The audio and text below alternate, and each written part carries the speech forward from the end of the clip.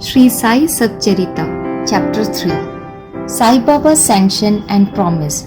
Assignment of work to devotees. Baba's stories as beacon light. His motherly love. Rohila's story. His sweet and nectar-like words. Sai Baba's Sanction and Promise. As described in the previous chapter, Sai Baba gave his complete assent to the writing of the Satcharita and said, I fully agree with you regarding the writing of Satcharita. You do your duty, don't be afraid in the least, study your mind and have faith in my words. If my Leelas are written, the Avigya will vanish, and if they are attentively and devotedly listened to, the consciousness of the worldly existence will abate and strong waves of devotion and love will rise up, and if one dives deep into my Leelas, he would get precious jewels of knowledge. Hearing this, author was much pleased, and he at once became fearless and confident, and thought that work was bound to be a success. Then turning to Shama, that is Madhavrao Deshpande, Sai Baba said, If a man utters my name with love, I shall fulfill all his wishes, increase his devotion, and if he sings earnestly my life and my deeds, him I shall be set in front and back and on all sides. Those devotees who are attached to me, heart and soul, will naturally feel happiness when they hear these stories. Believe me that if anybody sings my Leelas, I will give him infinite joy and everlasting contentment.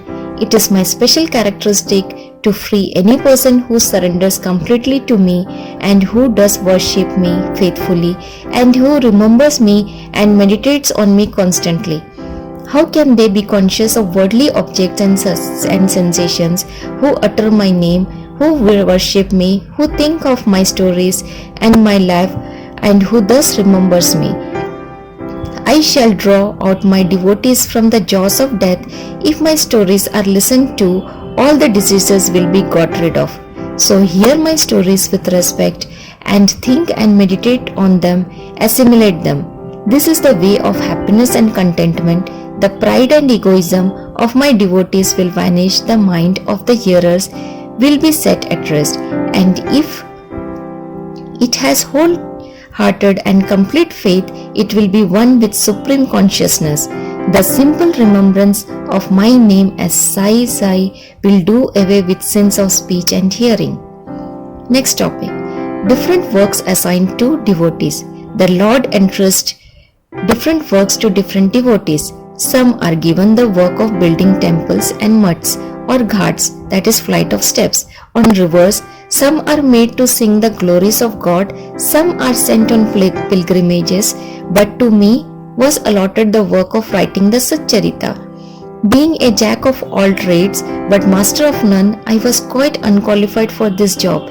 Then why should I undertake such a difficult job? Who can describe the true life of Sai Baba?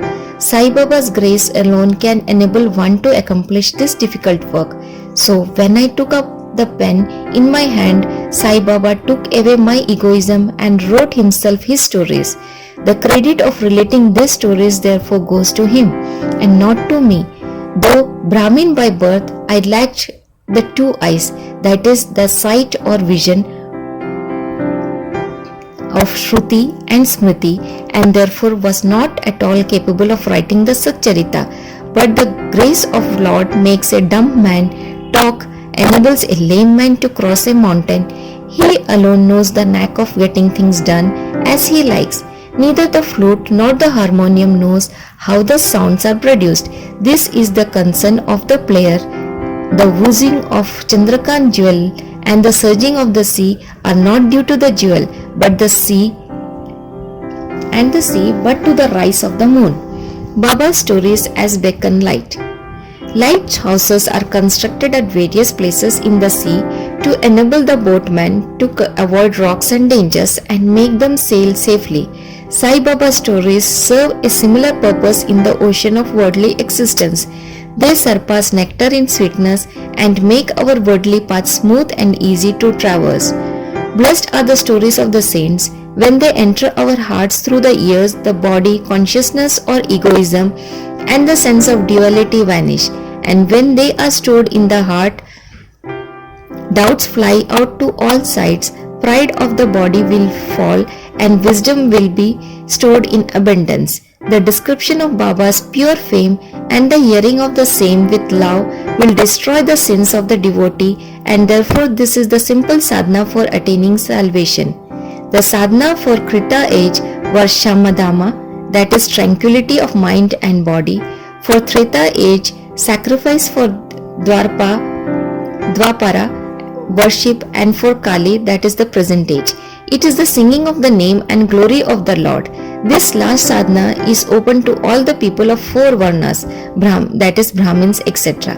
The other sadhanas, that is yoga, yagya means sacrifice, dhyana means meditation, and dharana is concentration, are very difficult to practice, but singing and hearing the stories and the glory of Lord Sai Baba is very easy. We have only to turn our attention towards them.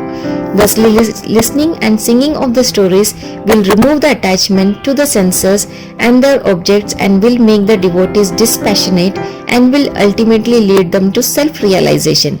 With this end in view, Sai Baba made me or helped me to write his stories, Sat Charitamrita. The devotees may now easily read and hear these stories of Sai Baba, and while doing so meditate on him, his form, and thus attain devotion to Guru and God, that is Sai Baba, get detachment and self-realization. In the preparation and writing of this work, Sat Charitamrita, it is Sai Baba's grace which has accomplished everything, making use of me as a mere instrument. Next topic, motherly love of Sai Baba. Everybody knows how a cow loves her infant calf. Her udder is always full, and when the calf wants milk and dashes at the udder, out comes the milk in an unceasing flow. Similarly, a human mother knows the wants of her child and feeds it at her breast in time. In case of dressing and adorning the child, the mother takes particular care to see that this is well done. That the child knows or cares nothing about this, but the mother's joy knows no bounds. When she sees her child beautifully dressed and adorned, the love of mother is peculiar, extraordinary, and disinterested, and has no parallel. Sadgurus feel this motherly love towards their disciples. Sai Baba had this same love towards me, and I give an instance of it below. In 1916 AD, I retired from the government service. The pension that was settled in my case was not sufficient to maintain my family decently. On Guru Purnima, that is 15th of Ashadha day of that year, I went to Shirdi with other devotees. There Mr. Anna Chichanikar, of his own accord, prayed to Baba for me as follows: please look kindly on him. The pension he gets is quite insufficient. His family is growing. Give him some other appointment, remove his anxiety, and make him happy. Baba replied, he will get some other job, but now he should serve me and be happy. His dishes will be ever full and never empty. He should turn all his attention towards me and avoid the company of atheists, irreligious, and wicked people. He should be meek and humble towards all and worship me heart and soul. If he does this, he will get eternal happiness.